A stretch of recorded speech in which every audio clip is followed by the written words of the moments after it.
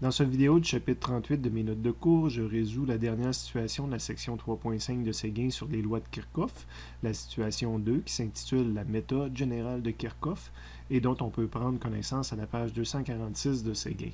Après une première lecture, on commence par identifier nos données. Donc, on a un circuit électrique qui contient deux piles, donc une de 12 volts, une de 5 volts, sont déjà identifiés. Si ce n'est pas le cas, j'ai choisi moi-même la numérotation, mais sinon je respecte ce qui a été proposé.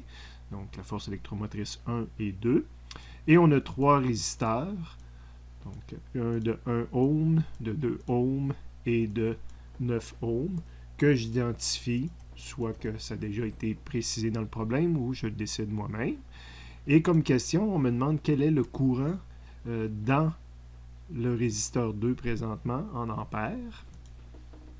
Et on me précisait qu'on voulait la grandeur et le sens, mais dans le fond, je trouve toujours le sens de toute façon. Le plus important, c'est de réussir à redessiner le dessin pour simplifier toute l'analyse qu'on a à faire. Encore une fois, je n'ai pas mis ma petite main pour le préciser, mais je vais commencer mon circuit avec la pile de 12 volts. Donc, je redessine ma pile de 12 volts ici. Et qu'est-ce que je rencontre en premier sur le dessin à partir de la grande borne de la pile? C'est uniquement R1 qu'on rencontre. Donc, tout à l'heure, je vais compléter mon circuit. Donc, on voyait que je rencontrais R1. Après R1, je vois sur le dessin qu'il peut arriver deux choses. Soit que je peux choisir de passer par R2, par R3, et que si justement je passe par R3, que le circuit est terminé, que je peux revenir immédiatement à la pile A1. Et l'autre qui était justement le R2, quand on regarde le dessin, si je traverse la pile R2, je vais également traverser une pile et je vais la traverser dans le mauvais sens. Après la traversée de la pile, je peux revenir à mon circuit A1.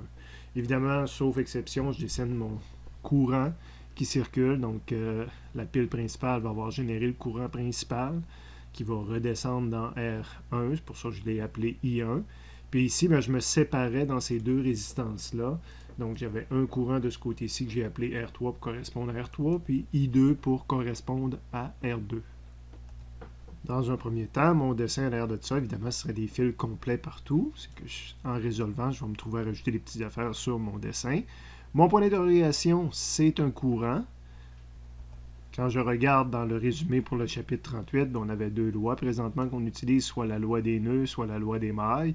Donc je cherche un courant, je vais piger un nœud dans mon schéma, donc je peux utiliser cette loi-là. Quand je vous disais qu'on avait un nœud, ici j'ai un endroit où il y a trois courants, donc j'ai un nœud. J'ai choisi d'utiliser la loi des nœuds. La somme des courants sortants est égale à la somme des courants entrants. Évidemment, j'ai un autre nœud. Si les courants se séparent, ils vont se réunir. Fait que j'ai deux nœuds pour montrer à quel endroit je l'ai fait. C'est là que j'ai commencé à identifier, dire, exemple, ici, j'ai mis le nœud C. Comment se fait que j'ai pas mis le nœud A ou B? C'est probablement que j'avais tout identifié, là, mais ça ne change rien, le nom que je lui donne. L'important, c'est de faire la référence, dire je fais la somme à cet endroit-là.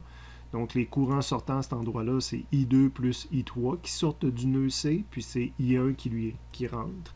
Donc, j'ai une équation et trois inconnus. Je vais donc avoir probablement besoin de deux équations supplémentaires. Ça va être des lois des mailles. Ça ne me sert à rien de faire une autre loi des nœuds à cet endroit-là. Ce nœud-là, je l'avais appelé A. C'était mon premier nœud en bas complètement. Fait que probablement que ça va être le nœud B, C, D. On les verra tout à l'heure. Mais ça ne me sert à rien de faire la somme des courants à cet endroit-là. Je vais arriver à la même réponse. Je vais avoir deux courants qui rentrent dans le nœud. I3 rentre, puis I2 rentre aussi. Puis j'ai un courant qui sort, I1. Donc j'arriverai à la même chose, sauf que j'écrirai I1 est égal à I2 plus I3. Donc, c'est des lois des mailles. Et là, j'ai trois mailles possibles. Je peux faire la maille sur laquelle je viens de circuler. Je peux faire la maille extérieure. Et je peux faire la maille intérieure. Dans le fond, si j'ai besoin de deux équations supplémentaires, je vais probablement faire uniquement deux mailles. Et là, je pourrais dessiner en pointillé, montrer mes mailles, mais étant donné que j'en ai deux, ce que j'ai choisi de faire souvent, c'est que j'identifie justement différents points de mon circuit. Puis je vais pouvoir dire que je fais la loi des mailles. Dans un premier temps sur la maille A, B, C, D, A. Fait que je commence en A, c'est-à-dire que je passe jusqu'ici, jusqu'en B. Je m'en vais au point C, je passe par le point D et A. Donc, j'ai fait la maille extérieure. Il n'y a pas vraiment de choix mieux qu'un autre. Je vais avoir deux mailles à faire de toute façon.